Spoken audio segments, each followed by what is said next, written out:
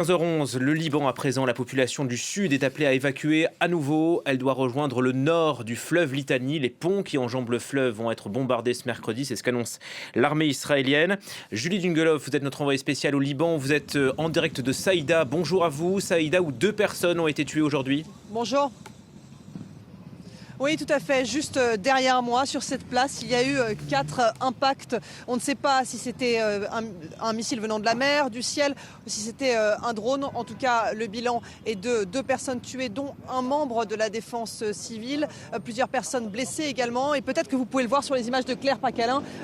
Des immeubles derrière moi ont été endommagés. On voit notamment des vitres qui ont été soufflées. Un peu plus tôt, j'étais dans la ville de Tyr, cette grande ville du sud du Liban, qui était sous un ordre évacuation de l'armée israélienne dans cette grande zone rouge dessinée par l'armée israélienne sur la carte du sud du Liban. Nous avons donc pénétré dans cette zone rouge. On a pu constater qu'il y avait très peu de circulation, et lorsque nous étions dans la ville de Tyr, on a pu voir notamment l'aviation israélienne survoler à plusieurs reprises la ville. Vous l'avez dit, l'armée israélienne a indiqué qu'ils allaient couper notamment des axes logistiques, notamment des ponts, notamment dans cette zone de Tyr. On a pu constater notamment un bombardement sur un pont près de Tyr. On a pu également constater que la ville était quasiment déserte, quelques hommes sur des motos uniquement.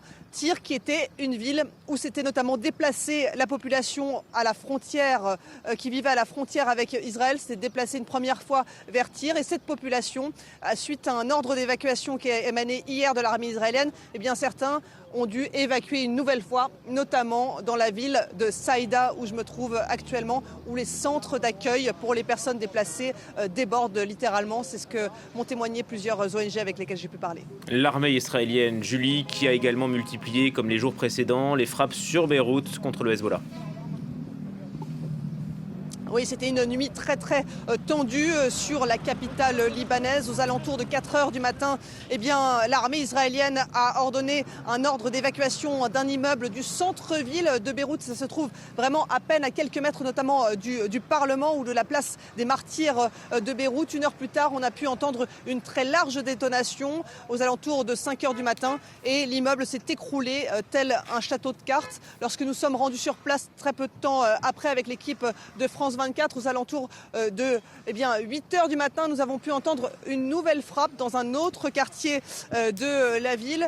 Cette frappe, elle a touché un immeuble d'habitation au 7e étage, et selon le média Al-Manar, qui est un média proche du Hezbollah, c'est un présentateur qui aurait été tué, ainsi que sa femme. Des membres de sa famille auraient été blessés. Dans ce quartier très densément peuplé de Beyrouth, on a pu sentir une très grande tension des habitants. Certains étaient très en colère en se disant qu'ils n'avaient rien à voir avec tout ça, et se demandaient pourquoi l'armée israélienne touchait des quartiers aussi densément peuplés. On a pu voir également des gens partir, valises sous le bras, du moins provisoirement, puisque le quartier d'El-Bat, où se sont produites différentes frappes ce matin, était un quartier qui a été touché à différentes reprises depuis le début de cette nouvelle guerre au Liban. Donc c'est vraiment un moment de grande tension et d'intensification des combats. D'ailleurs, ce que condamne notamment l'ONU dans un communiqué un peu plus tôt cet après-midi.